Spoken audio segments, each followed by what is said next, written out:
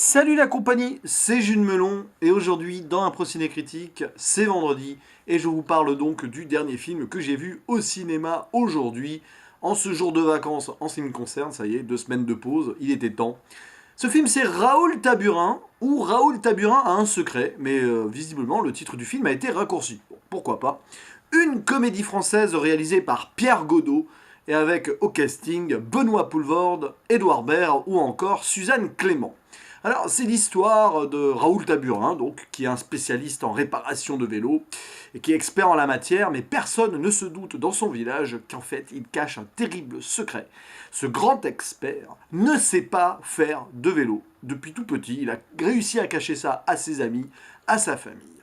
Mais le pauvre, en grandissant, il commence à ressentir donc ce secret comme une sorte de malédiction entre malentendu et imposture. Plus ou moins, il arrive à vivre avec, jusqu'à l'arrivée dans le village d'un photographe du nom de Hervé Figougne, joué par Édouard Baird. Oui, Raoul Taburin, lui, est joué par Benoît Poelvoorde. Et cette rencontre avec Hervé va changer sa vie. Alors, intéressant parce que ce film, je suis allé le voir par défaut, par dépit, parce que c'est assez rare, mais il n'y avait vraiment aucun film à l'affiche, du moins disponible à des horaires particuliers et à mon UGC ou à mon Utopia ciné indépendant. Là, je suis allé à l'UGC. Il n'y avait vraiment aucun film qui m'intéressait plus que ça, à vrai dire. À la base, j'aurais voulu voir Mon Inconnu. Voilà. J'avais hésité avec Cimetière la semaine dernière. J'aurais dû aller voir Mon Inconnu finalement, parce que Cimetière est encore à l'affiche. Bon, bref, erreur. Mais voilà, Mon Inconnu n'est déjà plus à l'affiche, alors que ce film a apparemment de très bonnes critiques. Tant pis, je le rattraperai plus tard. Mais j'ai quand même voulu aller me voir un film. Et entre Just Gigolo et ça, bah, mon choix s'est très vite porté vers quand même Raoul Taburin, parce que Benoît Poelvoorde. Et j'aime bien cet acteur. Puis Just Gigolo par Olivier Barou, donc les tuches, et avec un Cadmerade qui depuis des années accumule les daubes, les navets. Franchement, voilà, j'ai pas hésité une seule seconde. Enfin, du moins, entre ces deux films qui étaient à l'affiche. Oui, parce que sinon, il y avait After chapitre 1 aussi. Mais franchement, non merci. Bref, et je suis sorti de ce film avec un sentiment mêlé, ouais, mêlé de nostalgie, de bien-être et de voilà, parce que finalement ce film est un feel-good movie qui n'est pas extraordinaire, mais qui fait du bien. Surtout à un moment où tu as envie de te poser, parce que la vie autour de toi est rapide. Voilà, c'est notre quotidien au 21e siècle, il faut toujours se presser, faire des trucs, machin, à droite, à gauche, jamais se poser, que ce soit dans le boulot ou à côté. Et ben ce film te donne envie de te poser, d'aller te ressourcer à la campagne, puisque ce film se passe dans un village, je ne sais pas s'il est fictif, de Saint-Seurin, je crois. Je ne suis pas sûr du nom, mais bon, c'est pas grave. En tout cas, un village du sud de la France, on va dire tranquille, d'à peine 500 habitants, et tout le monde se connaît, machin. Et ah oui, tiens, j'ai oublié de le préciser, c'est une adaptation de bande dessinée de Sampé, mais je ne connais pas la BD, donc je ne vais pas faire de parallèle. Bref, ce film est un peu hors du temps, coupé de tout, et d'ailleurs renforcé par la mise en scène et la narration. T'as l'impression que le temps ne se déroule pas dans ce film.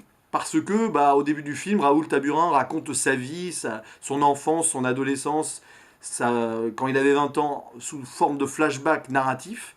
Et t'as l'impression que, du moment où il est enfant à là où il a la cinquantaine, soixantaine, le temps s'est suspendu dans ce village. On ne sait pas, on a l'impression d'être dans les années 60, plus ou moins 50. Et à l'arrivée du photographe, on voit on est avancé, la façon dont est habillé le photographe qui vient de la ville, on a avancé dans les années 2000, même dans notre époque. Et pourtant, ce village a l'air ailleurs. Que ce soit d'ailleurs de façon spatiale ou temporelle. Et le film joue très bien là-dessus. Il nous fait voyager dans une sorte de dimension parallèle où tout est simple et respire la sincérité, malgré donc ce côté imposture représenté par Raoul Taburin. Mais on est dans un endroit où il fait bon vivre. Il fait tellement bon vivre d'ailleurs que ce secret qui paraît anodin, oh, je ne sais pas faire de vélo, c'est rien du tout quoi. Il avoue ça en 2 temps, 3 temps, bon c'est pas grave, tant pis. Et bien même ça paraît être la seule préoccupation incroyable d'un homme qui pourtant a tout pour être heureux. Voilà, il a une femme, il a des enfants, etc. Mais ouais, malédiction quand même, parce qu'à chaque fois qu'il a essayé d'avouer ses secrets à des proches et tout, il y a eu un orage, la foudre, etc., qui a tour à tour tué un de ses proches, et briser une relation qui commençait à devenir intime et intéressante pour lui. Donc, au fur et à mesure du temps, il s'est un petit peu... voilà, il s'est résigné. Mais l'arrivée d'Hervé Figougne dans la ville, enfin dans le village, pardon, de la ville, dans le village, va tout changer. Et c'est là que les thématiques du film sont intéressantes. Mais, alors, pour que ce film soit un chef-d'œuvre, il aurait fallu qu'elle soit un peu plus poussée. Parce que finalement, Pierre Godot joue bien sur ce côté simpliste, cette innocence, ce malentendu qui devient une sorte de poids. Mais il joue peut-être parfois, malheureusement, malgré tout, un peu trop sur ce côté un peu suspendu dans un univers parallèle. Parce que on va dire qu'il ne va pas approfondir certaines thématiques intéressantes. Et ça reste assez léger.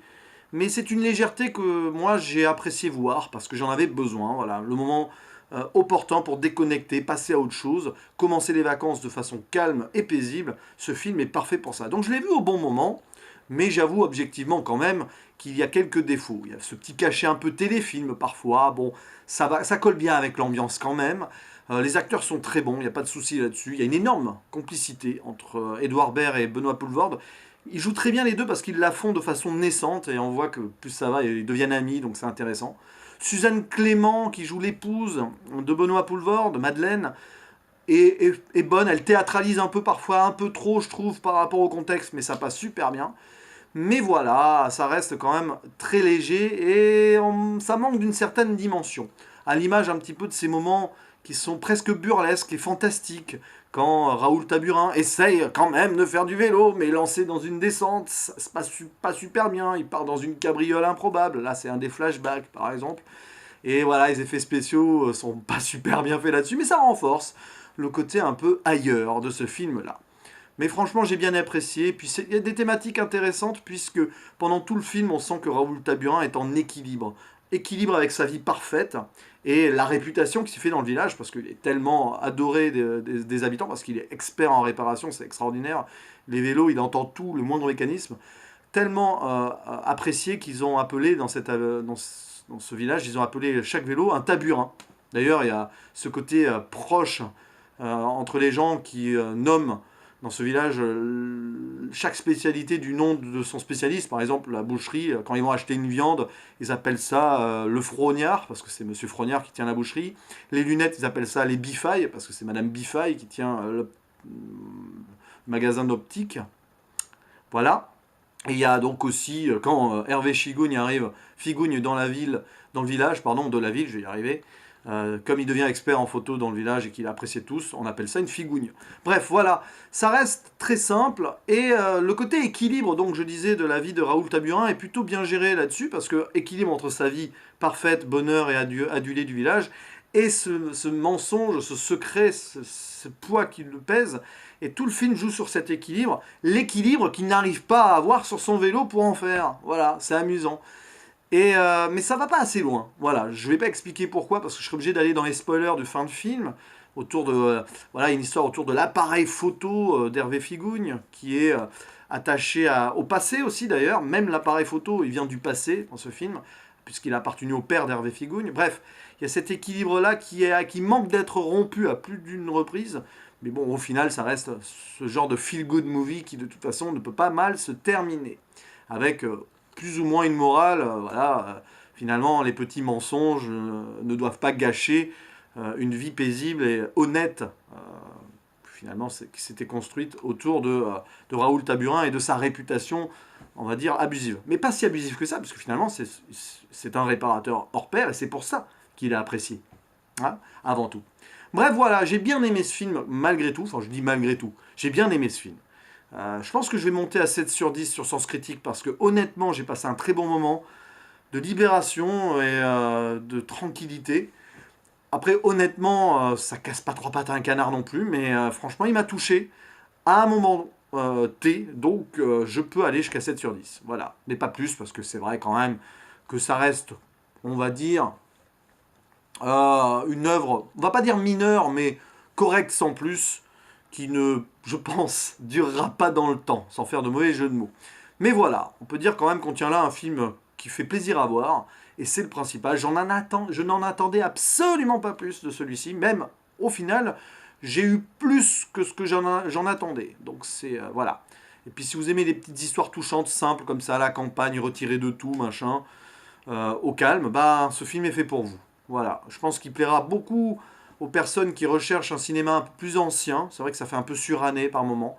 Mais ça fait du bien dans les productions actuelles. Et puis bon, avant de voir Avengers Endgame, par exemple, c'est sûr que c'est pas du tout le même cinéma. Mais c'est cool aussi de se poser, de s'arrêter et de voir de telles œuvres. Bref, je vous conseille donc quand même, si vous avez un peu de temps et envie d'être tranquillement assis dans votre siège à apprécier un film sans prise de tête, je vous conseille ce Raoul Taburin. Raoul Taburin a un secret. Mais bon, c'est vrai que le titre du film bizarre ici a été visiblement coupé entre temps. Allez savoir pourquoi. Peut-être parce que c'est plus simple. Raoul Taburin, c'est mieux. Je ne sais pas. Allez, c'est tout ce que j'avais à dire sur ce film, ce petit film bien sympathique. Et je vous dis à la prochaine. Ciao. Pourquoi j'ai pris cet accent? C'est pas grave.